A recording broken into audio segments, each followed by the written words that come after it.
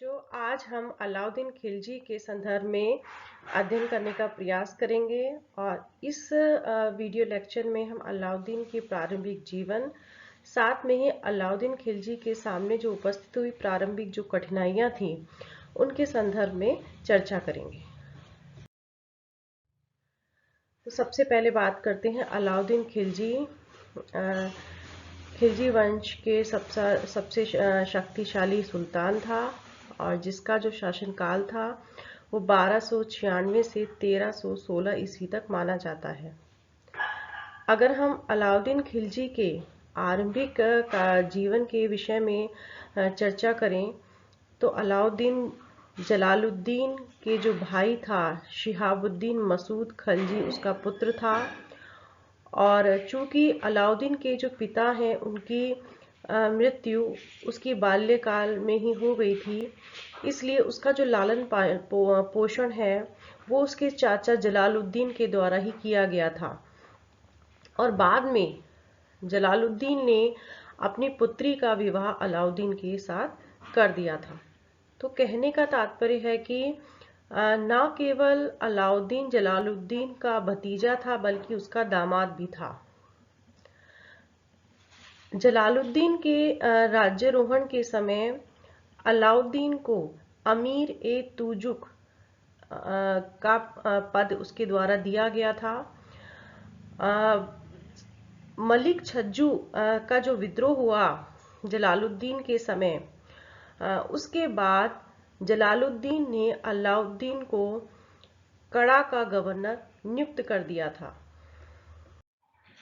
अलाउद्दीन दिल्ली सल्तनत की गद्दी पर बैठना चाहता था, इसलिए वह धीरे धीरे उसने एक योजना बनाना आरंभ किया और जहां भी उसको विद्रोह को दबाने के लिए भेजा गया उसने धन एकत्रित करना आरंभ कर दिया था।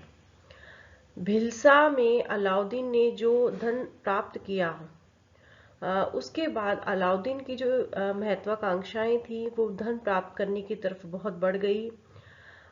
इसी प्रकार उसने दक्षिण का जो राज्य था देवगिरी, जो कि अपनी समृद्धि के लिए और अपने वैभव के लिए प्रसिद्ध था, उस पर भी अब अलाउद्दीन ने आक्रमण करने का निश्चय किया था।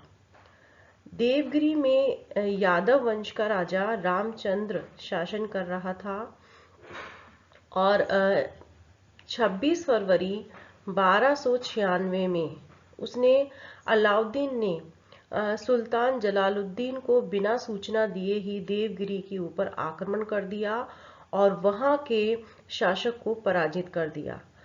इसके बदले में क्षतिपूर्ति के रूप में अलाउद्दीन को बहुत बड़ी धनराशि प्राप्त हुई और इस विशाल धनराशि को लेकर वह कड़ा लौट आया था।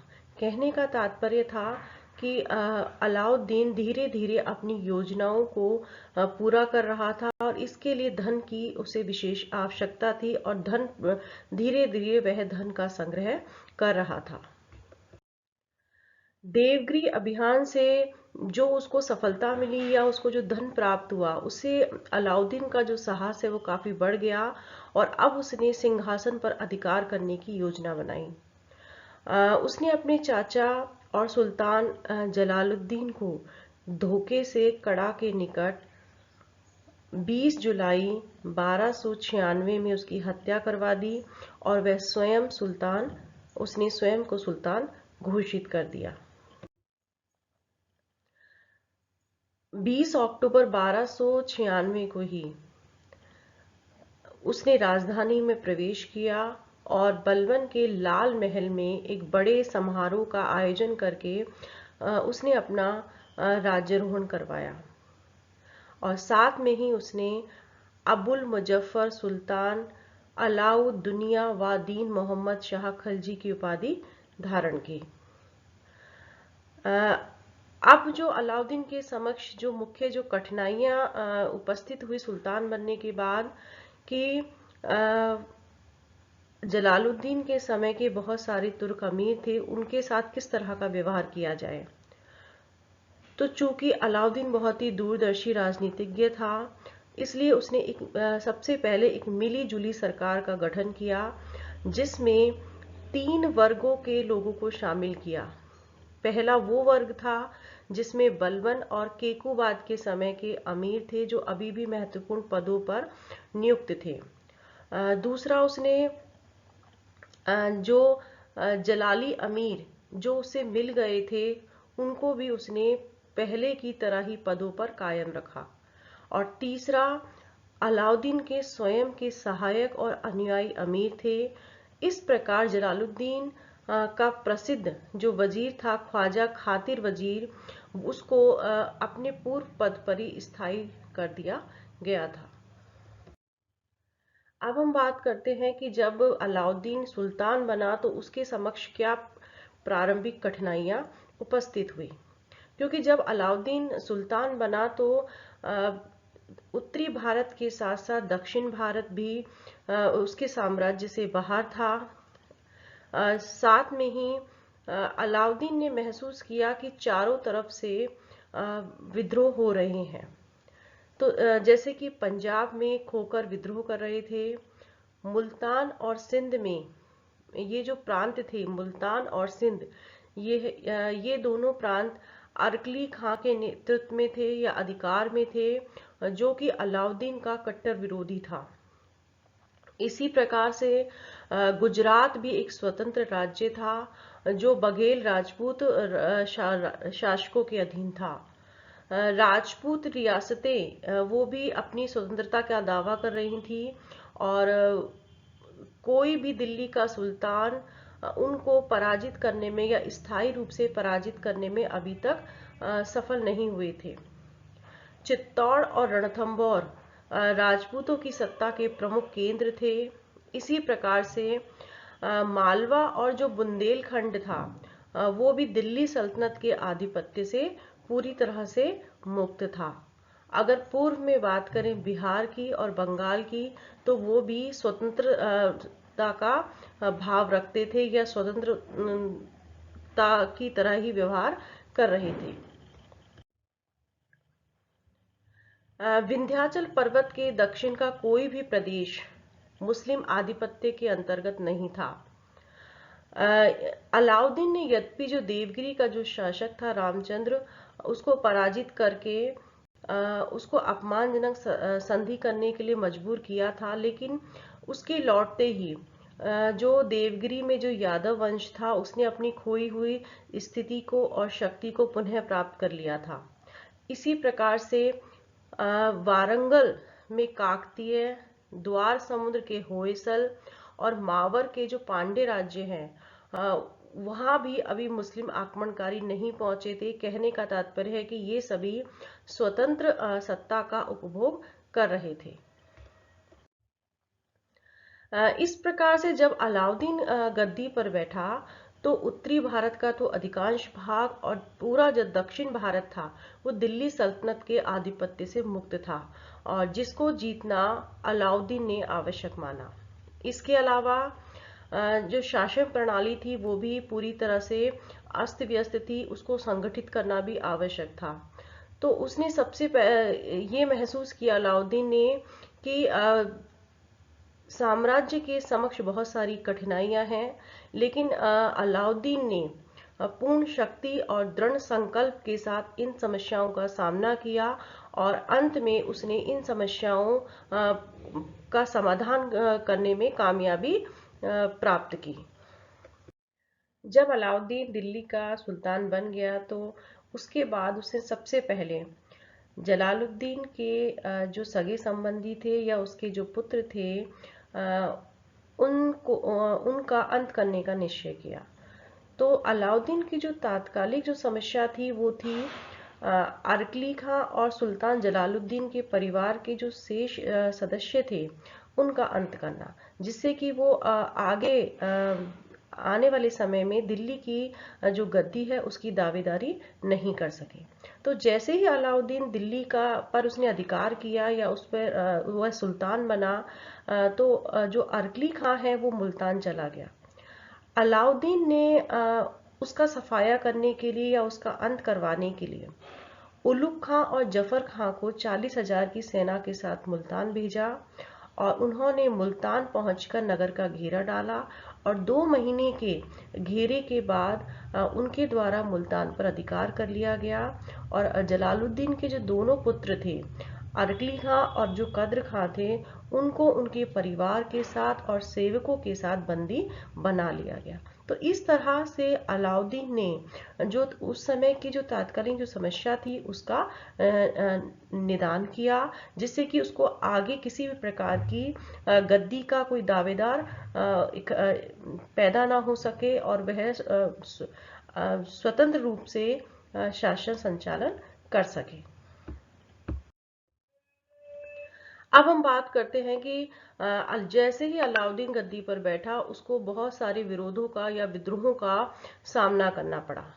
जैसे कि जो पहला जो उसका के समय विद्रोह हुआ वो 1299 में हुआ, और वो जो विद्रोह हुआ था वो नव मुस्लिम मंगोलों का हुआ था, जिन्होंने गुजरात के अभियान से लौटते समय जालौर के निकट विद्रोह कर दिया था। लेकिन अलाउद्दीन के द्वारा इस विद्रोह को दबा दिया गया। दूसरा जो विद्रोह हुआ वो सुल्तान के जो स्वर्गीय भाई था मोहम्मद के पुत्र अकत खां ने किया। उस समय किया जब सुल्तान रणथंभौर पर आक्रमण करने जा रहा था। लेकिन कुछ दिनों के लिए सुल्तान तिलपट के निकट शिकार खेलने के लिए रुक गया था। तो उसके द्वारा अकत खां के द्वारा स्वयं को सुल्तान घोषित कर दिया गया, किंतु होश आने पर अलाउद्दीन ने अकत खां के विद्रोह को विफल कर दिया और उसका वध करवा दिया। तीसरा विद्रोह जब हुआ जब अलाउद्दीन रणथंभौर का घेरा डाला हुआ था। उस समय बदायूं का जो राज्यपाल था मलिक उमर और उसके भाई अवध के राज्यपाल मंगू खां के द्वारा यह विद्रोह किया गया था। ये दोनों ही अलाउद्दीन के बहन के पुत्र थे।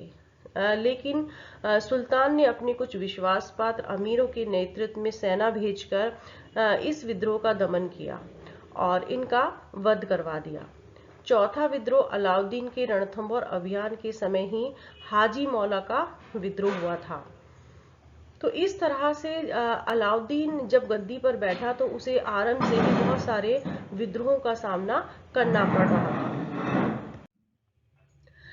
इस तरह से बार बार जो विद्रोह हो रहे थे, उससे अलाउद्दीन को यह समझ में आ गया कि जो मौजूदा व्यवस्था है इसमें कुछ मौलिक दोष हैं। तो उसने इन विद्रोह के 4 मुख्य कारण उसके सामने निकल के आए। पहला कि सुल्तान को जनता और उसके जो पदाधिकारियों के भले और बुरे कार्यों के बारे में जानकारी प्राप्त नहीं है, इसलिए वो समय समय पर विद्रोह कर रही है। दूसरा, मद्यपान या शराब पीना राज्य में एक सामान्य सा रिवाज है, और जो अमीर हैं वो शराब की सभाओं का आयोजन करते हैं और शराब पीने के बाद वो बहुत ही निर्भीकता से राज्य के खिलाफ षड्यंत्र और विद्रोहों की योजना बनाते हैं। तीसरा, अमीरों में बहुत ज़्यादा सामाजिक मेल मिलाप है और परस्पर में विवाह संबंध होते हैं, जिससे कि वो सुल्तान के विरुद्ध संगठित होने का उनको अवसर मिल जाता है। चौथा, कि कुछ प्रमुख व्यक्तियों के पास बहुत अधिक धन संपदा है। यदि लोगों के पास बहुत अधिक धन संपदा नहीं होगी तो वो अपना जो समय है वो रोजी रोटी कमाने में ही व्यस्त रहेंगे और राज्य के खिलाफ कोई षड्यंत्र या विद्रोह नहीं करेंगे। तो इस तरह के निष्कर्ष पर अलाउद्दीन पहुंचा कि ये मुख्य 4 कारण हैं जिसके कारण ये समय समय पर विद्रोह होते हैं। अलाउद्दीन ने इन विद्रोह को रोकने के लिए 4 प्रकार के ही आदेश जारी किए।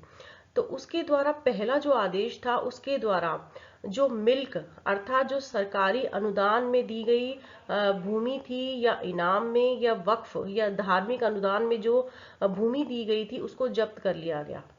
दूसरा, उसने गुप्तचर विभाग का पुनः गठन किया और अब अमीरों के घरों, उनके दफ्तरों और नगरों में अब उसने गुप्तचर नियुक्त कर दिए, जो कि नियमित रूप से उनके कार्यकलापों के बारे में सुल्तान को रिपोर्ट भेजते रहते थे।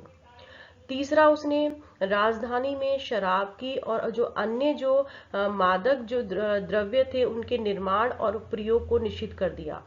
चौथा, उसने अमीरों के परस्पर मेल मिलाप पर और विवाह संबंधों पर प्रतिबंध लगा दिया, जिससे कि जो अमीर हैं वो सामाजिक मेल मिलापों और गोष्ठियों के माध्यम से सुल्तान के विरुद्ध षड्यंत्र नहीं रचे।